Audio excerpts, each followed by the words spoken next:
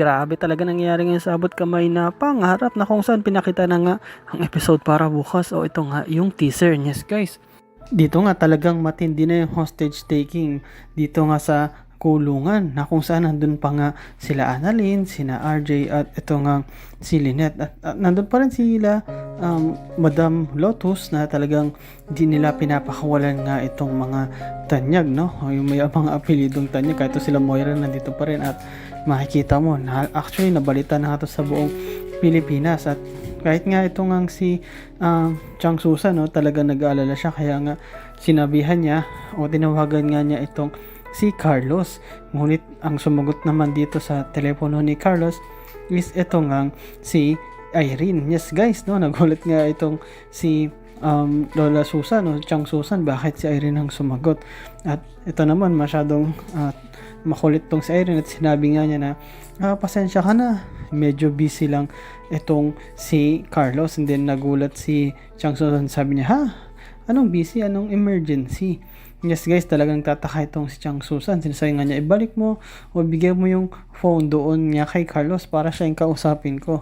Ngunit itong si Irene is talagang mapanukso, no? At talagang may gagawin pang kalokohan nga dito nga kay Carlos. At ang ginawa nga niya is binaba niya yung telepono. Yes guys, itong si Chang Susan is talagang nagdududa. Ano ba talaga yung gagawin o plano nga neto ni Irene. At yun nga guys, nag-alala siya na gusto kasing papuntahin ni Chang Susan si Carlos doon sa may kulungan para nga makatulong sana iligtas mismo neto ni Carlos yung asawa niya na si Lynette, no? Pero dito nga guys, nandito nga si Carlos at tong si Irene at si Irene nga is nagre-ready. Nagpakita nga siya ng pabango. Sabi niya na ito nga yung gagamitin kong alas para nga kay Carlos para maakit ko siya. Yes guys, ayun nga yung gustong gawin pala ni Irene, no? Na akitin uli itong si Carlos o kunin niya uli itong si Carlos para syempre pag nakuha niya is mapapasunod niya uli ito, and at the same time magsiselos ka rin itong asawa niya. At pag nangyari yon is doon nga pwede na magkabukingan o pwede na silang maghiwalay ni Lynette. At pag nalaman nila yung totoo at medyo nag-alala ang Susan na kung kailan pa kailangan si Carlos tsaka pa ito wala at hindi dumarating dahil nga mayroon tong kasamang babae na kung saan nga dito ay pinakita rin na ito nga si Annalyn is nag-alala. Yes guys, buti na nga lang is magaling talaga siyang doktor at kasama nga din siya nito ni Mildred. Yes guys, kung matandaan niyo last episode, si Mildred is gusto niyang tumakas sa kulungan pero imbis na makatakas siya, ngunit dun sa pag-akit nga niya sana dun sa bubong is bigla naman siyang nadulas. And yes guys, tuloy yun hanggang bumagsak siya at naging delikado talaga yung sitwasyon niya. Halos 50-50 nga sabi nga mismo ni Annalyn na mukhang yung airflow o yung hangin dito sa loob ng katawan sa dibdib nito ni Mildred is mukhang naiipit at pag nangyari yun is pwede siyang atakin o pwede pa siyang mamatay. At nandun nga rin, nakasunod nga rin itong si Zoe at napagbigyan siya, no, para mag-assist nga dito kay Annalyn na gamutin nga o hanggat maaari is mailigtas itong si Mildred kasi delikado talaga yung sitwasyon niya ngayon kasi nga halos di na siya makahinga. Halos dun nga sa pangyari na pagkahulog niya is talagang nabagok din yung ulo niya pati yung katawan niya, kumbaga na injury at kailangan nga sabi ni Annalyn mismo na opera nito. Ngunit imposible yun kasi nga wala sila sa hospital kundi nandun sila sa kulungan tapos wala pang mga gamit. Kaya nga may gustong subukan si Annalyn na paraan para tulungan itong si Mildred kasi kahit papano naging mabait to sa kanya kahit na yung hostage taker nila kasi ito nga is gusto lang naman nilang tumakas para nga hindi na sila madawit pa o madamay kasi pag nahuli nga sila is talagang tuluyan silang mabubulok sa kulungan. At ito nga guys, pinakita din, no, itong si Justin at ito nga si Eric is talagang namamasid dito nga kay Giselle. Titignan nila kung ano yung pwede nilang gawin na maitulong or pag nakakuha nga sila ng tiyempo is ito pa yung gawin nila para mas lalong mapabagsak itong hang si Giselle. Yes guys, nasa dilema nga itong si Giselle kasi binigyan lang sila ng 2 oras nito ni Madam Lotus para makausap niya yung anak niya. Ngunit mukhang mahirap yun kasi nga nasa operating room ngayon itong hang si Carla na anak ni Madam Lotus, at sabi mismo ng nurse na nag-a-assist is nasa delikadong sitwasyon ngayon si Carla, at actually kailangan nga nito ng human blood, parang blood donor, no, kasi talagang yung operation niya is napaka-selan. Yes guys, nagulat nga dito si Giselle nung nakita niya lalo na yung human blood. Sabi niya, bakit yan? Anong kailangan? Ano ba talaga ang nangyari? At talagang na-stress na talaga tong si Giselle kasi nga umaandar yung oras, hindi pa nakakausap talaga ni Madam Lotus yung anak niya. At kapag nangyari yun, is pwede pang gumawa ito si Madam Lotus ng iba pang kalokohan, o baka mas malala, baka nga may sakta na ito sa mga hostage niya o kaya mapatay. Ngayon lang naman ang tanging hiling talaga ni Madam Lotus kaya niya ginawa na hostage o mag-kidnap dito nga sa loob ng kulungan kasi gusto nga niya makita ang anak niya.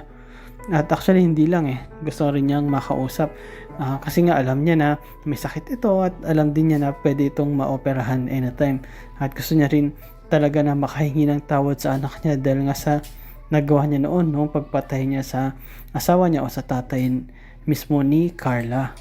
And yes guys, matagal na kasing hindi nakita ni Madam Lotus ito nga ni Leticia, itong kanyang anak na si Carla, kasi nga nakulong din siya ng matagal at di pa rin siya nakakalabas dahil nga sa ginawa niyang kasalanan na pagpatay sa kanyang asawa at ganoon din sa kanyang kabit, kaya mabigat na kaso yun, at gusto niya lang naman talaga makita yung anak niya. Yun nga lang, yun ang ginawa niya dahil di siya mapagbigyan, wala na rin siyang maisip na paraan para makita o makausap man lang ang anak niya, is sinugal niya na yung sarili niya, sinugal niya na mag hostage siya, at ito yung opportunity na nakita nila nung nagkaroon ng medical mission.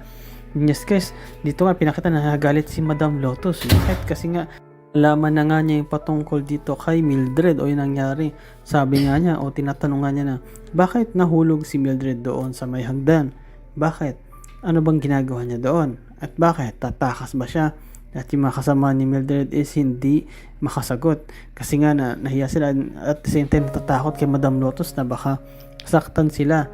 At nung pagtalikod ka natin yung Madam Lotus, makita mo si Madam Lotus talagang gigil na gigil at tila hindi na nasa normal yung pag-iisip niya, na nakita niya si Annalyn, pinagbintangan niya si Annalyn, sinabi niya, ikaw, kasabwat ka ba sa pagtakas dito kay Mildred? Sabi ni Annalyn na hindi po. At sinasabi pa ni Madam Lotus na ikaw ba nagplano o nag-udyok dito kay Mildred na umalis? Ngunit sinasabi nga ni Annalyn na hindi po, which is totoo naman, wala namang kinalaman si Annalyn kundi dinamay pa nga siya. At makita mo talaga si Madam Lotus na tila nag-hysterical na, kumbaga parang tantrums na nga to at hindi talaga normal yung pag-isip niya na anytime pwede talaga siyang manakit ng kahit na sino, lalo na sa mga hostage niya, at lalo na at meron siyang hawak na baril. Kapag ganyan pa naman ang utak ng mga hostage taker, hindi mapalagay, depressed or kung ano iniisip, talagang malabo na yan. Kadalasan pwede silang makagawa ng hindi maganda kahit hindi nila normal na nagagawa yan, pero dahil depressed nga sila at may pressure din, so mahirap yun guys. Actually meron na nga mga police o SWAT na nga doon sa labas ng kulungan, tabayan na lang kung ano yung gagawin nila para mailigtas nga tong mga hostage, laban nga dito sa mga hostage taker. Pero yun nga guys, ang tanong dyan guys is, makakatakas pa ba talaga itong sila Annalyn, sila Moira, itong hang sila Zoe, si RJ at si Lynette dito sa mga kamay ni Madam Lotus o ng gang ni Madam Lotus? At ano kaya mangyari kay Madam Lotus? Mapagbibigyan kaya siya na makausap niya ang kanyang anak?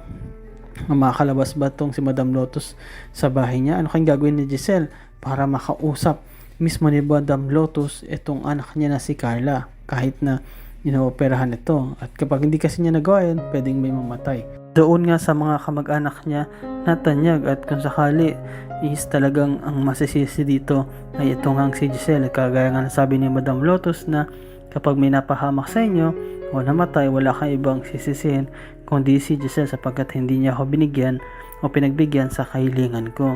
And yes guys, ano kaya mangyari bukas? So abangan natin yung full episode niyan, at salamat pa rin guys sa patuloy niyong pagsuporta sa akin, sa inyong panonood, sa inyong pag-like, pag-comment at pag-share. At yun lang guys, ingat palagi,